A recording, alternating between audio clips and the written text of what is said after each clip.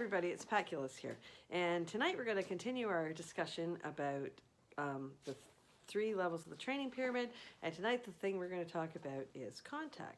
Now sometimes I distinguish between contact and connection.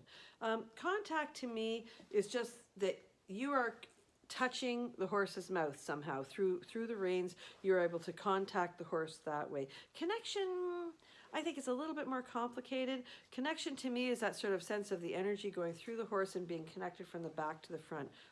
Admirable goals, and we want to move on to that. But just for tonight, we're going to try to think of contact just in its simplest form. Before we do that, I'd like to ask you a question. Have you ever shaken hands with somebody and they almost feel like they broke your hand? Or just as annoying but less painful, have you ever shaken hands with somebody and they just feel like it's kind of like a limp noodle of a hand?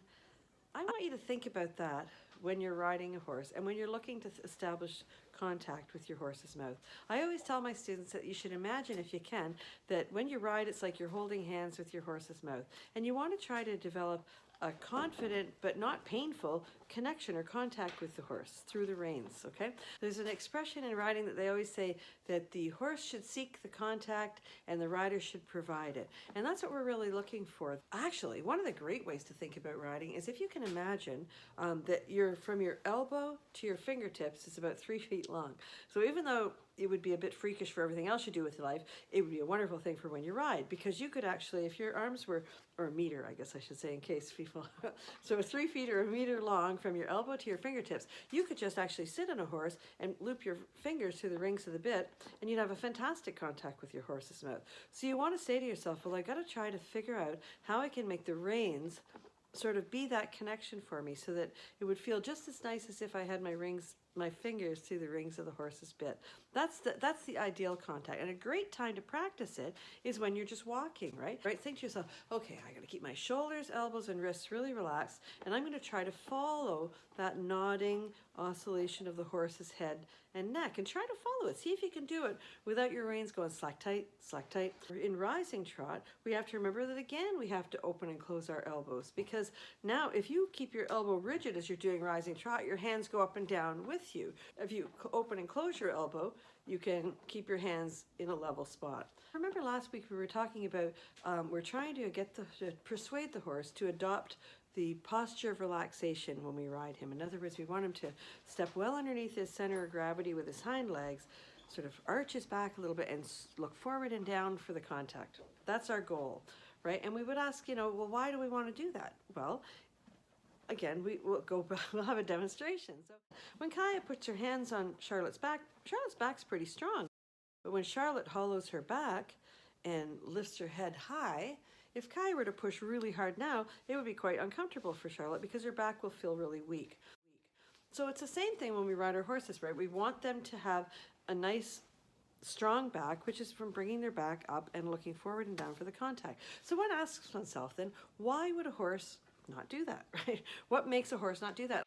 I'll tell you, I found there's really only 3 reasons that a horse won't do that. One is that he has a weakness, conformationally perhaps, or he's too young or not fit enough to carry the rider's weight. The other reason is that perhaps his tack is fitting poorly, the saddle is uncomfortable, the rider is out of balance. But the main reason I have found is that nothing ever good has happened to that horse when he has reached the contact. Either someone's reefed him in the mouth, pulled harshly on his mouth, done something that's made him have a real aversion to looking for the contact. Remember is that the horse has no reason to not want to do that unless we have shown him somehow in the past, or someone riding him before us has shown him in the past, that nothing ever good happens to him when he does that. So what we have to do is regain the horse's trust by asking him to go forward into a very soft and quiet hand, and you'll be surprised, a horse, unless he's really, really damaged, he will eventually come around to seeking the rider's hand again. It won't happen overnight. It'll take you a little longer the first times you try it. The more often you try this work, the easier it gets. You'll find it's easier to convince the horse to seek the contact. It's all about feel, and it's all about just practice, right? And to try to keep remembering that essentially you're holding hands with your horse's mouth, and you want to make sure that that contact is confident but not painful for the horse. Okay, so that's it for this week. Perhaps later on we're going to go into the next 3 levels, which is impulsion, straightness, and collection. But this is it for tonight. If you have any questions, I'd love to hear from you. Let me know if any of this is making sense to you, or if you're actually trying any of this yourself. And in the meantime, leave us a message. Go to our blog. It's at ismyhorsehappy.com. If you've got any questions, leave them there, or you can contact me directly. I'd love to hear from you and love to hear whether or not you're having any luck with this training pyramid that we're talking about. So in the meantime, have a great week. Remember to thank your horse, and we'll see you next time. Thanks so much.